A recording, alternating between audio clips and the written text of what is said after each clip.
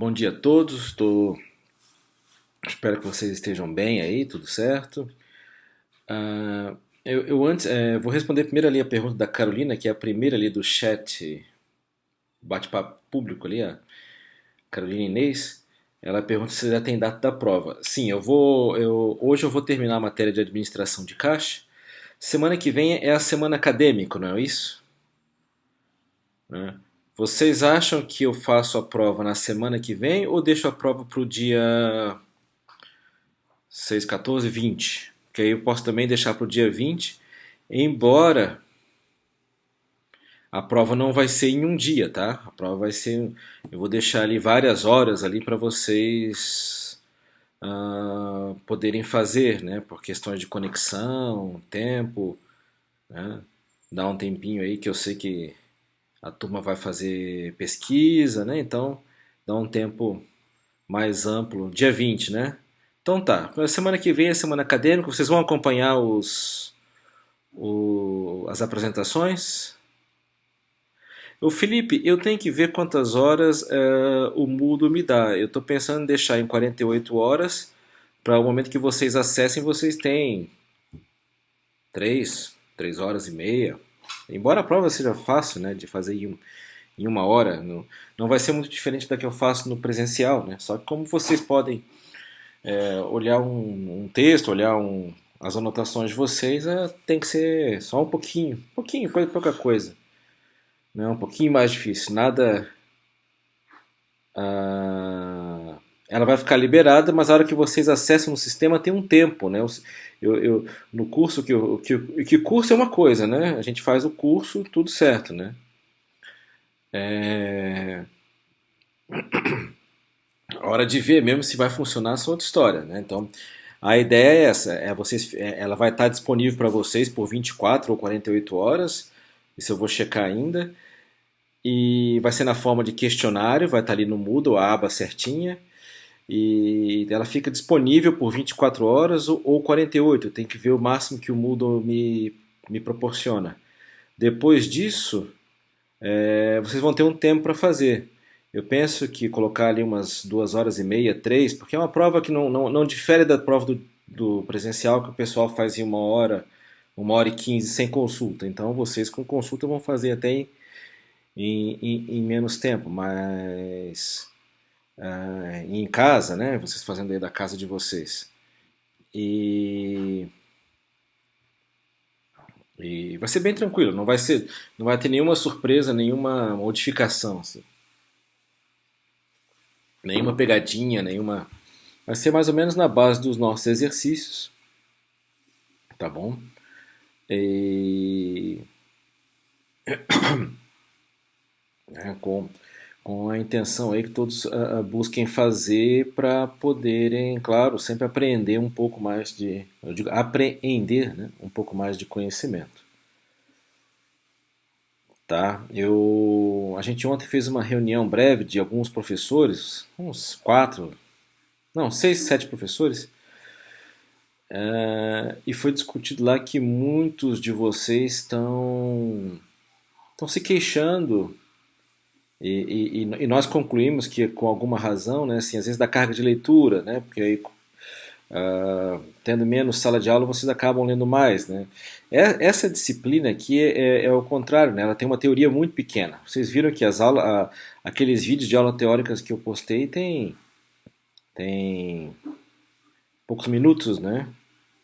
Então é uma disciplina que tem pouca teoria. Em compensação, a vantagem dela é fazer bastante exercício e tentar refazê-los e tentar reconstruí-los e principalmente entender como essas variáveis se relacionam na vida real. Tá certo? Vamos lá. Então, essa é a última lista antes da prova, tá? Essa é a lista 6.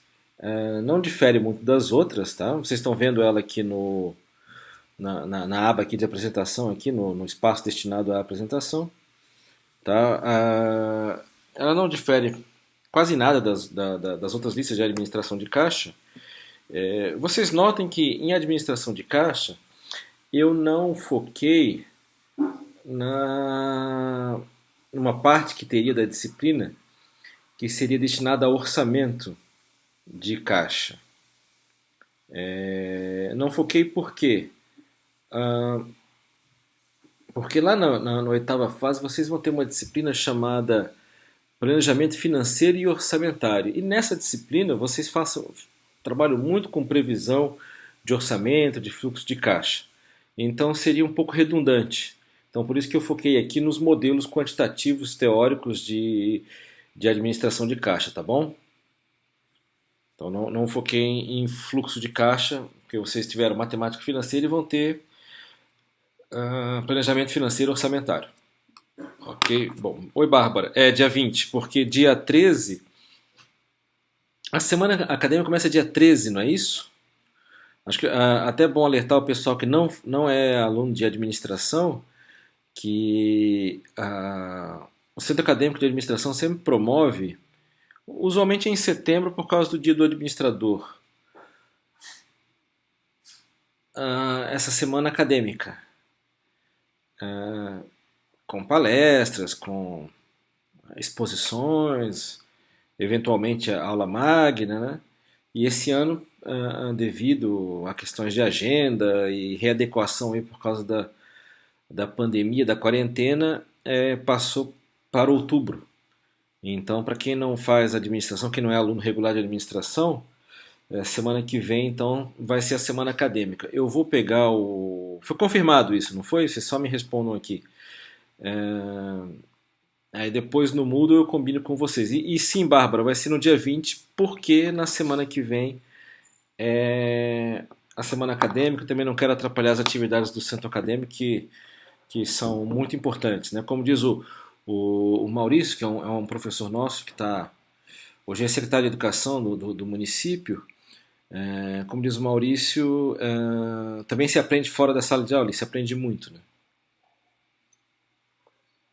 Ok? Então vamos lá. Já tomaram café? Todo mundo acordado? Bora lá. Bom, pessoal, essa aqui é a lista 6. Eu vou fazer aqui na, na câmera. Eu peguei minha calculadora aqui. Eu só preciso abrir o exercício, né? Senão eu não consigo enxergar.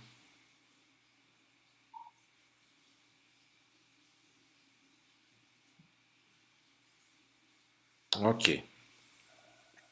A lista 6 não muda muito em relação às outras, né? Eu só coloquei algumas coisas para reforçar um pouco o entendimento teórico. Então diz ali, olha, a companhia Gama gerencia seu caixa conforme o modelo de Baumol. Para o próximo ano está prevista necessidade de recursos para transação no valor de 782 mil. A taxa de juros, rendimento das aplicações financeiras. Uma coisa importante, pessoal, sempre que vocês, às vezes alguns exercícios, tem assim, o rendimento das aplicações, o custo de oportunidade, o custo de capital, a taxa de juros, são todos sinônimos. Tá? Porque quando eu coloco fazendo um parênteses aqui, importante, quando um investidor, tem um exemplo que eu acho que eu dei rapidamente numa das aulas passadas, um investidor ele vai, por exemplo, comprar, um grupo de investidores vai comprar um aeroporto, a concessão de um aeroporto que está numa lista de privatização. Ele faz um exercício de fluxo de caixa descontado, onde ele desconta o fluxo de caixa e traz toda aquela sua previsão de fluxo de caixa a valor presente, a uma determinada taxa de desconto, a uma determinada taxa de juros. Essa taxa de juros ele delibera, sabe? Ele escolhe. Para esse negócio aqui, desculpa, eu não quero ganhar menos do que X%. Então é uma deliberação da empresa, do grupo de investidores, dos acionistas. Eles vão deliberar sobre o quanto querem ou não ganhar. Então, por isso que quando eu coloco ali no exercício, olha, a rendimento das aplicações é 8,5%. Quer dizer que, nesse caso, essa empresa fictícia aqui do exercício, ela trabalha com essa taxa de juros como sendo a taxa de juros para sua tomada de decisão na empresa. Então vamos lá, no exercício 1, pergunta ali na letra A qual o caixa ótimo da empresa, ou seja, o caixa ótimo pelo modelo de Baumol vai ser dado por essa expressão aqui, a raiz quadrada de 2 vezes Vocês conseguem ver aqui na câmera do. Tá muito escuro aqui na câmera do caderno ou tá boa? Senão eu ligo a luminária. Ah, legal, obrigado. Qualquer coisa tem uma luminária extra aqui. A gente vai se enchendo de equipamento aqui. Se vocês vissem minha casa aqui quando eu dou aula síncrona, parece uma cabine de avião. É tela, é outra tela, calculadora. Mas vamos lá. Então, o caixa ótimo nesse caso aqui vai ser então a raiz quadrada de duas vezes o custo de transação, que é 28,75, vezes o caixa previsto para aquele ano, né, 782 mil. Esse é um exercício muito comum de se tratar na vida real, porque você faz previsões. Olha, eu pretendo vender tanto, ao vender tanto eu vou movimentar X mil reais ao total de 782 mil. É tudo baseado em previsão. E eu já falei para vocês, inclusive, eu não sei se foi para vocês ou foi para a turma da noite, eu tenho muito interesse em fazer uma disciplina optativa com vocês chamada previsão. A previsão de demanda, previsão de qualquer coisa que vocês queiram, né? Previsão de demanda, previsão de fluxo de caixa, previsão de valor de ações, previsão de demanda por um produto qualquer que vocês queiram vender. E a gente, quando trabalha com previsão, a gente também vai adequando a previsão à realidade que vai acontecendo, né? À medida que Então, na vida real, você faz uma previsão, mas vai adequando aquele seu planejamento às coisas como elas vão acontecendo. Então, só para terminar aqui, 782 mil vezes, dividir por 0,85. Isso. Então, o caixa ótimo aqui deu 23 mil reais.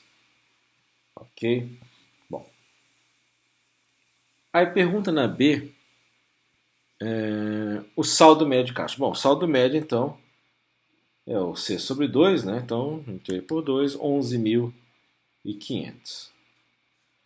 Na C, pergunta o custo de obtenção e o custo de se manter o dinheiro em caixa. Quem que é o custo de obtenção? O custo de obtenção é aquele custo de transação, custo de conversão de dinheiro de aplicação em caixa, dividido pelo total de caixa esperado sobre, no caso aqui, o caixa ótimo. Né? E T sobre C você já sabe que é o total de transações prevista para um período. Né? Então, 782 mil por 23. Vai fazer 34 conversões ao longo desse ano, ao custo de 28,75 cada, total que vai gastar 977,50 com as conversões. E o D pergunta ali o custo de manutenção. Quanto custa manter dinheiro em caixa? Aí é uma média, né? Taxa de juros vezes o saldo médio. Então, 11.500 vezes a taxa de juros, que é 0,85. 977,50 também, né? Que a gente já sabia que seria isso. E o custo total de se manter dinheiro em caixa é a soma dos outros dois, né? Que são iguais por ser um ponto ótimo, né? Um ponto ótimo dessas duas equações, elas são iguais ali, né? E aí eu tenho o custo total é a soma das duas, que dá 1955. Ok? Mas, se vocês notarem, uma, uma forma de tirar dúvida, olha só, peguem aqui o caixa ótimo, 23 mil. Há uma taxa de juros. Taxa de juros não é o custo do dinheiro?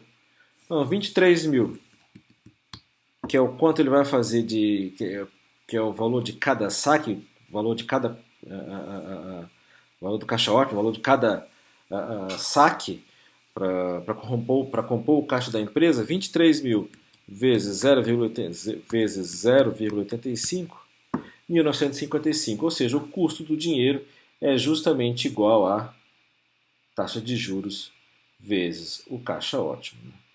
Claro, é, Claro, taxa de juros é o custo do dinheiro, é o valor do dinheiro no tempo. É isso que é a taxa de juros. É essa a definição, ok? E passamos ali para a letra E, pergunta a seguinte, tá? Tudo bem. A empresa fez lá a sua previsão, né? E tinha aqueles parâmetros ali para a sua gestão. Caso a taxa de juros aumente para 10% ao ano, qual então o novo valor ótimo? Bom, se os juros aumentarem para 10%, né, então eu sei que esse valor aqui vai ter que diminuir. Então isso aqui eu vou ter aqui duas vezes. Supondo o resto tudo igual,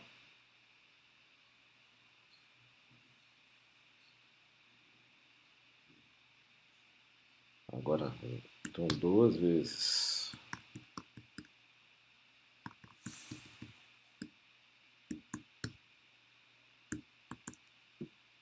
Ó, o valor diminuiu realmente, ó. 21.204,95. Né? Essas relações entre as variáveis é o que eu quero que vocês saibam. Não preciso decorar nada disso, mas entender. Poxa, olha, taxa de juros aumentou. Então isso implica dizer que vale menos a pena deixar dinheiro em caixa. E por quê? Primeiro porque o dinheiro vai custar mais. Né? Olha, se o custo total de deixar dinheiro em caixa é a taxa de juros vezes o caixa ótimo, né? Olha, o caixa, né? Então, mantendo aqueles 23 mil, a 10% eu não vou gastar mais 1.955, vou gastar 2.300, vou gastar mais dinheiro para ter dinheiro em caixa. E segundo que, com a taxa de juros mais alta, isso implica também outras oportunidades de aplicação do capital. Então, com taxas de juros mais altas, a empresa tem outras oportunidades de aplicação do capital. Ela pode, olha, com a taxa de juros mais alta, a empresa pode comprar, por exemplo, títulos do governo ou títulos de renda fixas de empréstimos para outras empresas e também ter retorno, também ter um retorno mais positivo. Não, um retorno melhor. Né? Então, isso implica dizer que, olha, quando a taxa de juros é mais alta, eu deixo menos dinheiro em caixa. Quando eu era estudante, estava aí no lugar de vocês, onde vocês estão hoje, quando era estudante de graduação, ainda morava num Brasil que tinha uma taxa de inflação absurdamente alta. Então, a gente não andava com dinheiro. A gente não se andava com dinheiro. Até para tomar ali onde hoje é o prédio das pós-graduações, ali tinha um bar muito ruim, que era o bar do Milton, mas era o que tinha pra gente tomar um café e comer alguma coisa. Então ia tomar um café ali, comer um pão de queijo, pagava-se com um cheque. Sim, é isso mesmo, um café e um pão de queijo. Vocês nunca viram isso na vida de vocês, né? Mas era isso mesmo. Né? E isso tem o quê? 25 anos. É recente na história brasileira. A gente ia tomar um café e comer um misto quente, pagava com cheque. Então, esse comerciante ele ia no final do dia com um bolo de cheque desse tamanho aqui ao banco para depositar. Hoje, obviamente, não se faz isso, né? E ninguém emite um cheque para um valor tão baixo. Inclusive, ontem entrou uma nova modalidade de pagamento, transferência, Pix. Eu ainda não me cadastrei, mas muitos já se cadastraram, né? Então, é uma nova modalidade de transferência. Então, e claro, por que a gente não andava com dinheiro? Porque a taxa de juros valia a pena deixar o dinheiro aplicado. Deixava em contas correntes remuneradas com resgate automático. Ok? Então vamos lá. Esse aqui foi o 1 da lista 6. Dúvidas, pessoal? Dúvidas aí, abram o vídeo aí, abram o microfone ou escrevam. Ok? Eu estou de olho ali no chat ali, caso vocês se manifestem ali também. Tá bom? Então vamos lá. Então é essa relação que eu quero que vocês entendam. A taxa de juros sobe, olha, então eu vou deixar menos dinheiro em caixa.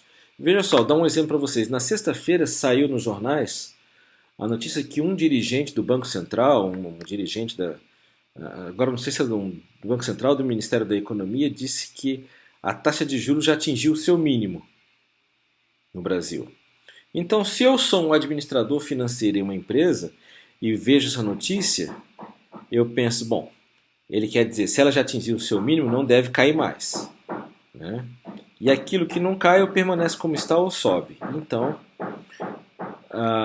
vou me planejar para em breve também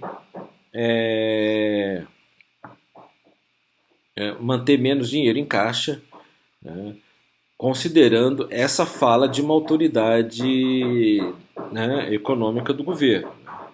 Obviamente tem que esperar se isso se confirma ou não. Mas então, com base nessas expectativas, os administradores financeiros, os administradores das empresas vão modificando suas posições dentro da empresa e tudo mais. Vamos lá, mais um exercício de ciclo operacional, ciclo de caixa, giro de caixa. Diz ali, uma firma mantém o giro de 10 vezes de duplicata. Então, as suas duplicatas a receber, então o seu prazo médio de recebimento é em 10 vezes. Isso significa que, dado um ano de 360 dias, ela receba a cada 36 dias, não é verdade? E o seu prazo médio de duplicatas a pagar ou de pagamento ao fornecedor gira 20 vezes, ou seja, ela paga 20 duplicatas em um ano. Em um ano de 360, então, 360 por 20, 18 dias.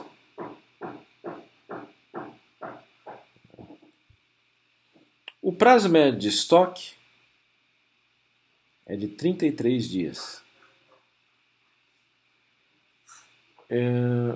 O seu prazo médio de venda é de 50 dias. E o prazo médio...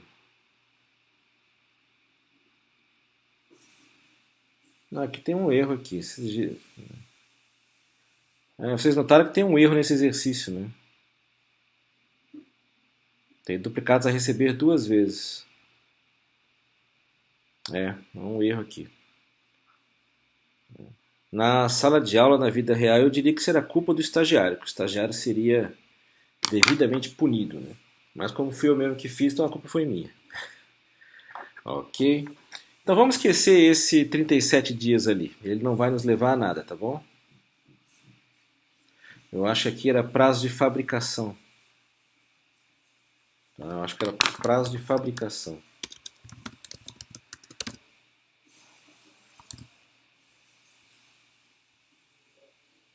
Ok? Pessoal, então vamos trabalhar aquele 37 como sendo prazo médio de fabricação, ok? Só para relembrar o conceito. Tá certo? Que era o exercício original. Só que aí eu, na hora de transferir, eu não sei porque que eu mudei. Mas aí o estagiário vai ficar sem almoço hoje. Se minha filha fosse mais velha e já escrevesse, me ajudasse no computador, eu podia dizer que a culpa era dela, né? Então tinha alguém para colocar a culpa, né? Mas fui eu mesmo. Então vamos lá. Quem que vai ser o ciclo?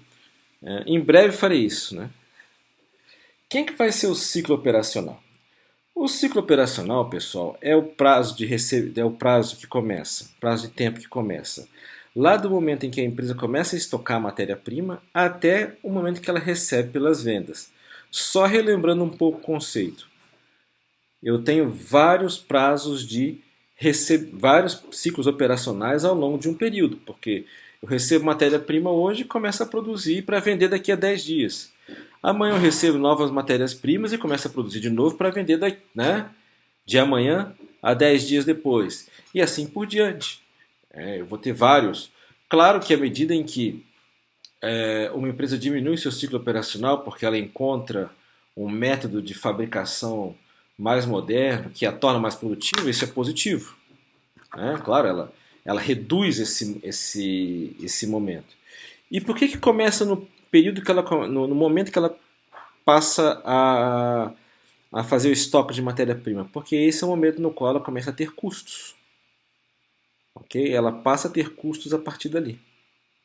Então vamos lá. Quem vai ser o. Né, ela vai ter um custo para estocar matéria-prima. Ou ela vai alugar um galpão, ou ela vai usar um, um prédio próprio, um galpão próprio, né, e os dois têm custos.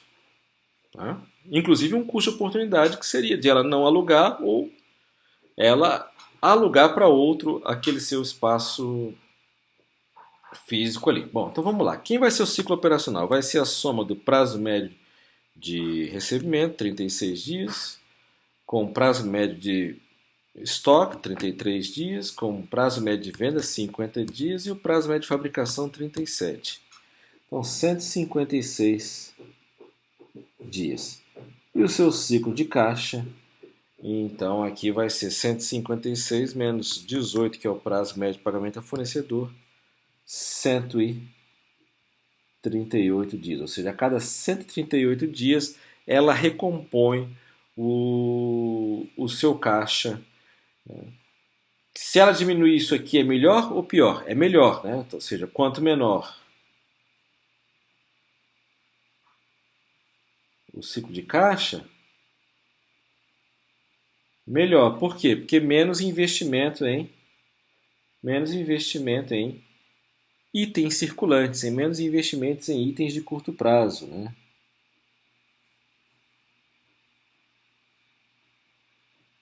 Então, melhor por causa disso. Então, quanto mais gira o seu caixa, melhor. Por isso que essa é uma das formas da gente entender, inclusive, o ritmo de andamento da economia, né? Enfim, por isso que chama-se giro. Ok? Vamos lá.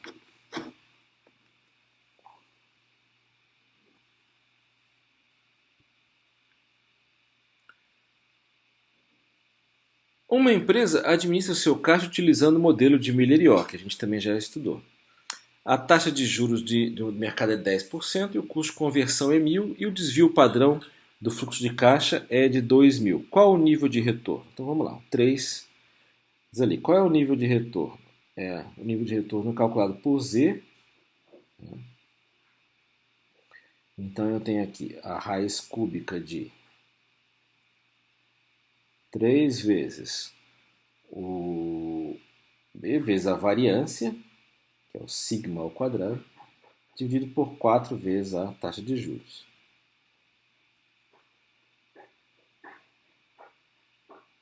Então, isso aqui vai dar 3 vezes. O custo de conversão é 1.000.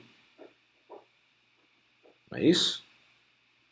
Deixa eu só ver se a câmera está filmando direito aqui para não perder. Ela não consegue filmar o caderno inteiro.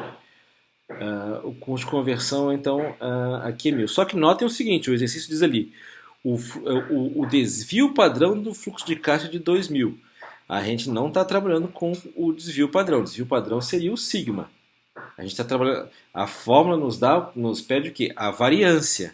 Então eu tenho que levar esse desvio padrão ao quadrado. Então 2.000 ao quadrado, tá? 4 milhões.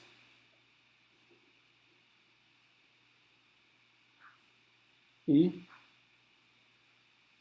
sobre 4 vezes a taxa de juros, que é 10%. Então esse Z asterisco, esse Z ótimo aqui vai ser igual a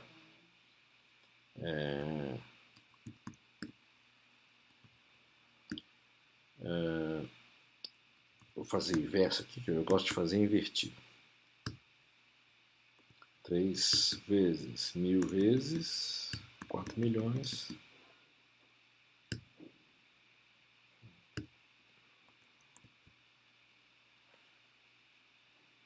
Três mil cento e sete e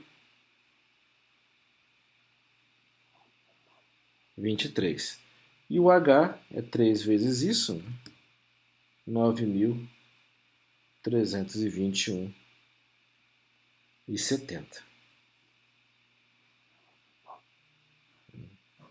Aí ele pergunta, tá, no 4 ali, mas caso a taxa de juros caia então para 8,5%, mesma coisa, mesma relação com outro modelo, né? Só que esse é um modelo probabilístico, e o outro era o modelo de Mamão, modelo determinístico. Então eu vou ter aqui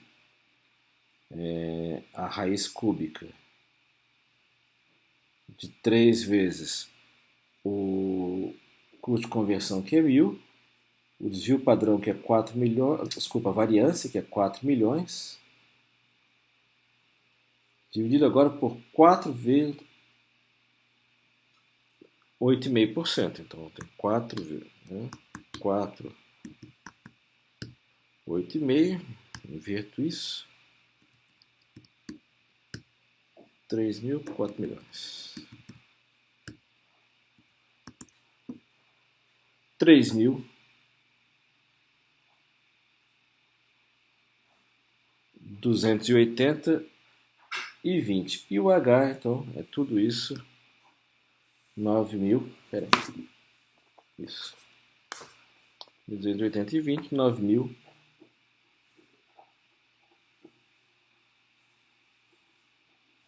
Veja que o caixa ótimo vai aumentar.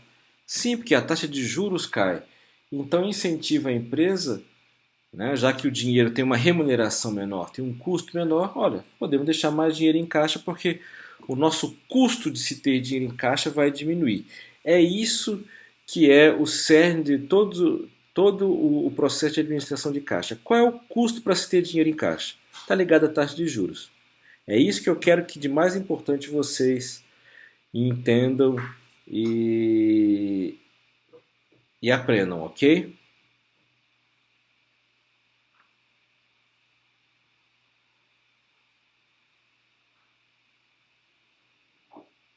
Certo? Dúvidas, pessoal? Queria também aproveitar esse momento para tirar dúvidas, já que semana que vem então é a semana acadêmica, né? Então a gente podia aproveitar para isso, para poder tirar essas dúvidas e poder resolver isso. Uma pergunta que agora me veio aqui na cabeça, que eu que vou perguntar para vocês.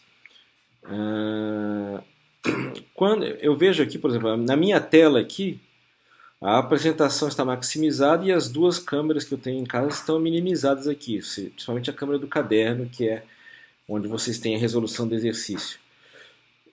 Vocês conseguem fazer isso agora, né? Vocês conseguem maximizar e observar.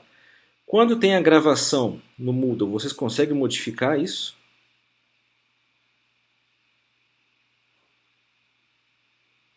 Isso é uma pergunta importante para as próximas gravações eu poder me adequar.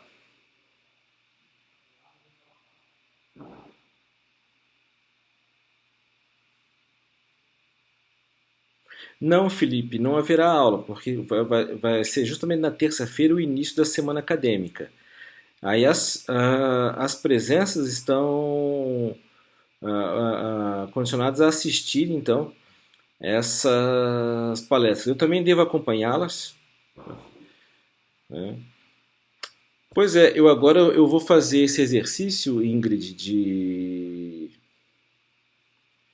de ver a aula gravada, porque agora me veio essa dúvida. E me parece que aqui agora ao vivo vocês conseguem nesse quadradinho ali que tem as setas direcionadas diagonalmente para fora, vocês conseguem ampliar uma câmera ou outra, né? Minimizar outra, ou minimizar inclusive a apresentação. Inclusive nos cursos que eu fiz, eu conseguia fazer isso como aluno, né? Na gravação não dá, né? Obrigado, Seidor, porque essa é uma coisa para tomar cuidado para as próximas gravações. Acho que ah, ah, eu vou minimizar. Quando eu estiver escrevendo, eu vou minimizar e vou maximizar a câmera de documentos, a câmera que foca no caderno. Obrigado aí pela sua. Inclusive na aula de hoje à noite eu vou replicar esses exercícios. Então quem quiser reassistir, eu vou colocar uma câmera maior, né, na tela maior, porque aí a gravação é outra, não dá para mexer, né? Óbvio. Obrigado, Seidor. Mas eu pensei que pudesse. Bom, enfim. Pessoal, vamos lá. Então, na semana que vem, vamos ter a semana acadêmica. Vocês querem tirar alguma dúvida?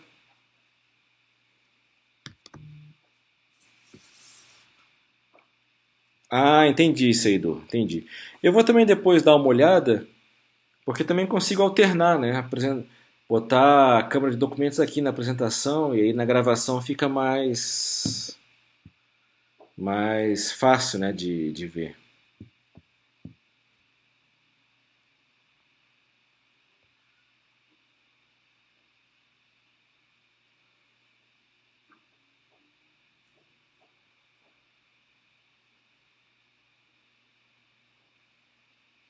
Querem aproveitar e tirar dúvidas, pessoal? Vamos lá, vamos aproveitar esse momento que nos resta aqui da manhã, porque eu sei que nem sempre todo mundo entra ali em contato, né, ou espera ali a prova. A prova não vai fugir muito da lógica dos exercícios, eu talvez peça para vocês alguma interpretação da lógica, mas é um pouco isso que eu tenho falado. E algumas coisas que eu quero pontuar, principalmente assim, capital de giro é talvez assim, financeiramente, talvez seria o coração das finanças da empresa, porque sem ele a empresa não pulsa. Por isso que o nome em inglês é working capital, né? O capital de trabalho. Ou seja, sem ele a empresa não pulsa, sem ele a empresa não trabalha. Ah, e só que ele é importantíssimo, né? Porque o capital de giro são os itens do ativo circulante, porém são itens que dão pouco ou nenhum retorno. Isso vocês têm que saber. O Z é o caixa ótimo, né? Que é também o chamado nível de retorno, né? O caixa que a empresa retorna quando ela precisa recompor o seu caixa. Mas ele é o caixa ótimo, sim, porque ele é um valor ótimo, porque ele é um produto de uma maximização ou minimização, né? No caso, é minimização dos custos de você ter dinheiro em caixa. E o capital de giro, então, é importantíssimo, né? Ele é o coração da empresa, porém, né, o coração, isso da parte financeira da empresa, né? Porém, muito investimento em capital de giro, pouco retorno.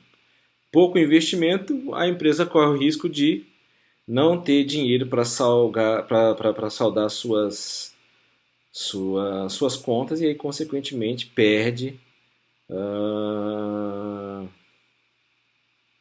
perde recurso.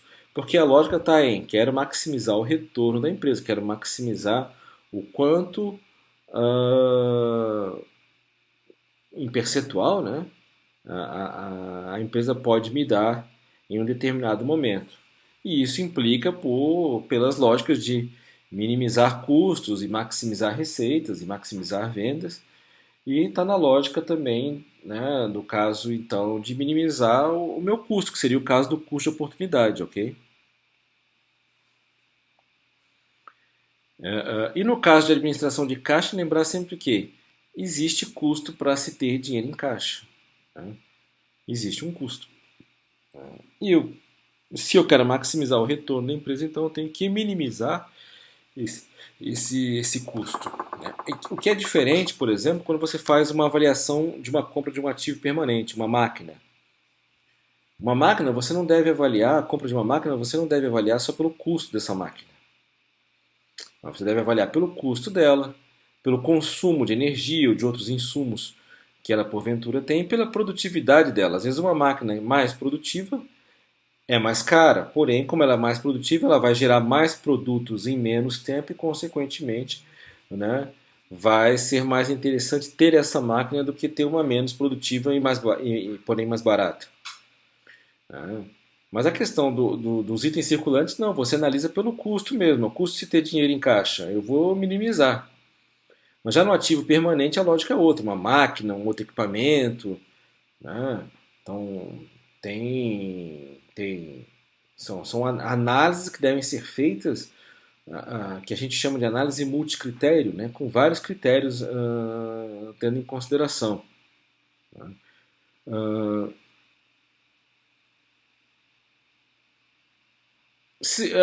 por que, Felipe? Ela não retorna para o caixa ótimo que no modelo de Ballmont que vai acontecer o seguinte.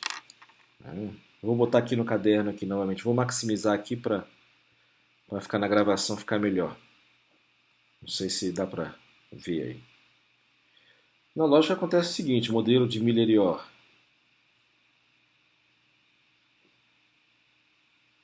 É um modelo de probabilidades, ok? De tempo e aqui recurso financeiro. A empresa define aqui, vou botar em vermelho, um Z e consequentemente um H aqui que é 3 vezes mais alto. Então o Z é o meu ponto de retorno, o H é o máximo. Agora o que acontece? Qual é a lógica que está baseada nisso aqui? A lógica da incerteza. O fluxo de caixa é incerto, não tenho como prever. Por quê? Porque há vários fatores que vão influenciar o, as minhas vendas, em certos casos. Né? Por exemplo, no caso do turismo, a incerteza ela é muito frequente. Né? Então, uma cidade como Florianópolis, que tem um regime de chuvas que razoavelmente bem distribuído ao longo do ano, não tem um período seco, como tem outras regiões do país, que tem um período que se chama, né, um período seco. Então, o pessoal que lida com turismo, né, tem aqui uma certa incerteza. Por exemplo, no 7 de setembro, aqui, embora tenha chovido os 3 dias, tinha muitos hotéis cheios, embora com pandemia e tudo, né? Tinha muitos hotéis cheios e tudo. Então é um fluxo de caixa incerto, né? Não se sabia se as pessoas iriam vir ou não, enfim. Então, como ele é incerto, eu deixo o caixa flutuar, porque o caixa significa o quê? Significa que eu tenho obrigações e eu tenho direitos. Né? Eu tenho coisas a pagar. Como eu sei também que é incerto, né? Às vezes eu vejo que vale a pena, por exemplo, contratar um serviço de pintura para melhoria do meu hotel. Então eu vou gastar mais dinheiro, mas isso não estava previsto. Então, como eu sei que é incerto, eu deixo ele flutuar dentro dessa faixa, dentro desse limite. Aqui no caso seria entre. O limite seria, aqui no caso, dado entre 0 e H. Eu poderia até estabelecer, não, o limite mínimo é 100, menos que R$ 100 em caixa eu não quero. Seria o caso, né? Poderia ser o caso.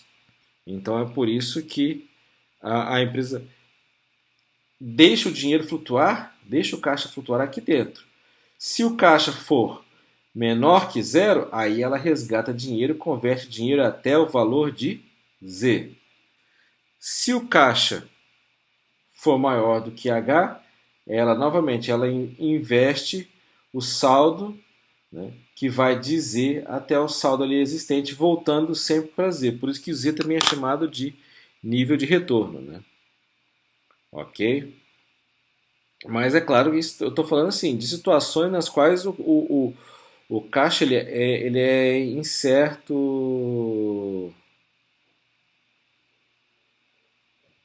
Sim, mas só que já está. Mas já tá. Por isso se ela quiser, respondendo a pergunta do Felipe, se ela quiser pintar a fachada do hotel, por exemplo, ela não precisa pegar mais caixa, porque ela pode ter dinheiro em caixa. Então vamos supor que ela esteja aqui, quase em H, mas não chegou em H ainda. Ah, vou aproveitar e vou pintar a fachada do hotel para o próximo feriado, para as férias. Ela se descapitaliza, ela se desfaz de caixa. Mas nisso entra um cliente, né? E assim vai. O caixa flutua. Dentro disso aqui, ela deixa ele flutuar. Né? Claro, levando em consideração o que? A variância, que aquelas variáveis estão ali. O custo de transação, custo de conversão de aplicação em caixa, ela leva em consideração a variância do seu fluxo de caixa, que ela já estudou, ou a gente espera que ela tenha estudado, seu desvio padrão, sua média, né? Vocês sabem que essa estatística aqui ela é muito mais importante do que a média, né? Especialmente num caso como esse.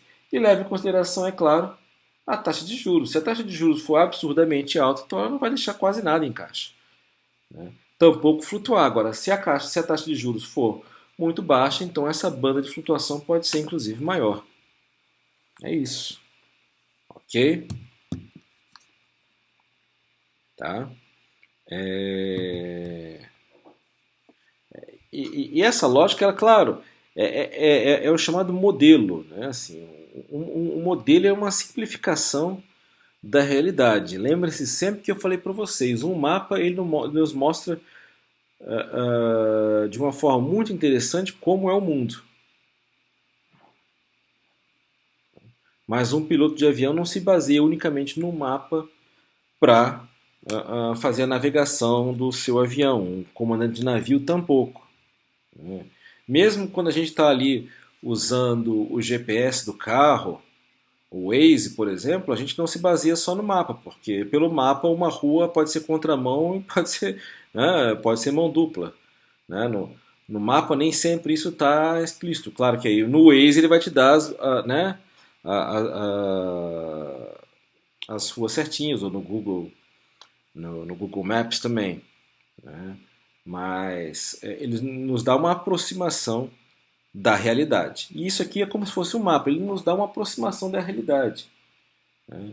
Eu lembro uma vez, muitos anos atrás, estava dando uma disciplina como essa aqui, um aluno que era empresário ali no bairro da Palhoça, e ele falou assim, mas na minha empresa não é assim. Eu falei, não, você escolhe fazer de outra forma. E claro, depois ele foi ver, inclusive, que ele estava fazendo errado. Mas isso é uma história mais longa que não, não, não, não preciso contar aqui. Mas ele estava fazendo errado, né? E ele falou para mim, professor, o contador da empresa alertou que a gente estava fazendo errado. Então, aí precisou o contador intervir e dizer que realmente. Agora eu lembrei, eles computavam custos de mão de obra direta como sendo custos fixos. Era isso? E custo de mão de obra direta é custo variável, né? Ah, professor, ele dizia, mas aqui todo mês é a mesma folha de pagamento. Tudo bem, o valor não se altera, mas ele é considerado variável porque ele está ligado à produção, né? Ok? Mas eu conto o pecado, mas não conto o pecador. Certo, pessoal? Mais dúvidas? A nossa disciplina não tem muita teoria, mas ela tem a necessidade de entender o mecanismo de como funcionam as, essas variações e essas relações entre as variáveis, ok? Eu vou também gravar esse exercício à noite para gravar nessa tela maior. Aliás, eu vou fazer uma pergunta para vocês. Vocês preferiam que eu fizesse um vídeo à parte da resolução dos exercícios? E esse vídeo ficasse no lugar da aula, assim? Porque aí teria só a tela aqui do caderno, então se vocês conseguiriam maximizar e poderiam ver essa resolução hora que seria, né, hora que pudessem, né, hora que ou rever, né? Entendi. Tá bom. E, inclusive na aula de hoje à noite eu vou gravar com a tela inteira aqui, eu vou gravar só esse exercício. Então, e aí né, eu vou colocar lá no Moodle também. Certo, pessoal? Então vamos fazer o seguinte, eu vou mandar um e-mail para vocês, né? Eu já vou escrever aqui, ó. Então a prova fica ali para a semana do dia 20, tá? Na semana, né?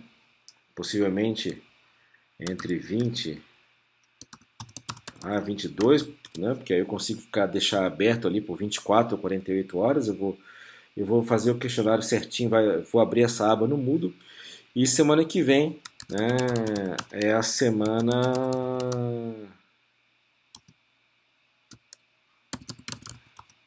acadêmica. Você já tem a programação, tudo certinho da semana acadêmica?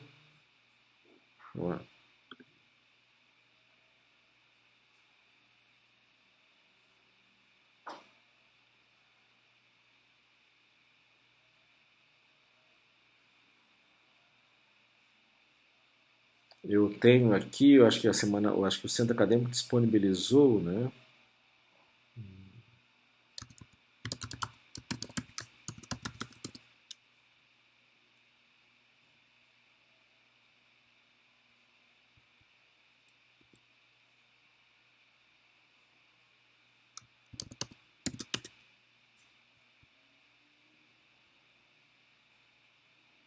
Isso, ó, começa na terça-feira, às 10h30, né? E vai até a sexta-feira. Eu só não tenho aqui ainda o link. Talvez eles devam passar mais próximos ali. Tá certo, pessoal? Então tentem refazer os exercícios. Eu hoje à noite eu vou gravar a aula com a tela inteira no, no, no caderno, que aí vocês podem rever, tá, os exercícios. De todo modo, se vocês né, já que vocês puderam acompanhar, vocês têm aí o resultado, tá certo? E quaisquer dúvidas que vocês tenham, vocês podem me escrever ou mandar um e-mail pelo Moodle ou direto no meu e-mail da UFSC, melhor, tá? Porque o do Moodle às vezes aparece assim, não responda, então eu não consigo responder por ali, tá ok? E a prova vai ser ah, nessa linha dos exercícios com a única diferença de pedir eventualmente uma explicação. Tá, ó, a taxa de juros subiu, então por que eu vou deixar menos dinheiro em caixa? Né? Isso. Ok? Mesma coisa ali dos itens circulantes. Olha, giro de caixa aumentou. Isso é bom porque eu faço menos investimentos em itens circulantes. Basicamente isso que eu tenho falado aqui. Tá certo, pessoal? Então, nos vemos aí na terça-feira que vem, lá na semana acadêmica. Vamos torcer aí para que sejam palestras interessantes, coisas legais de se ouvir. Sempre, né, nas palestras presenciais tem muita coisa boa. Eu tenho certeza que nessa também vai ter aí. O centro acadêmico sempre traz umas coisas interessantes assim, traz umas palestras boas, pessoal bacana de para conversar, ok? Então, se não há mais dúvidas, a gente fica por aqui. Fiquem bem aí, uma boa semana para vocês, tá certo? Se cuidem aí, usem máscara, passem o grande perfume de 2020, né? Álcool gel. Ninguém mais usa perfume, né? Que é tudo álcool gel agora. Então, fiquem bem aí, a gente vai. Qualquer coisa me escrevam, tá bom? Mandem um e-mail ou aqui pelo Moodle mesmo e vamos tirar as dúvidas. E refaçam as listas aí, porque vale a pena para fixar bem, para fazerem a prova, tá bom? Uma boa semana para vocês.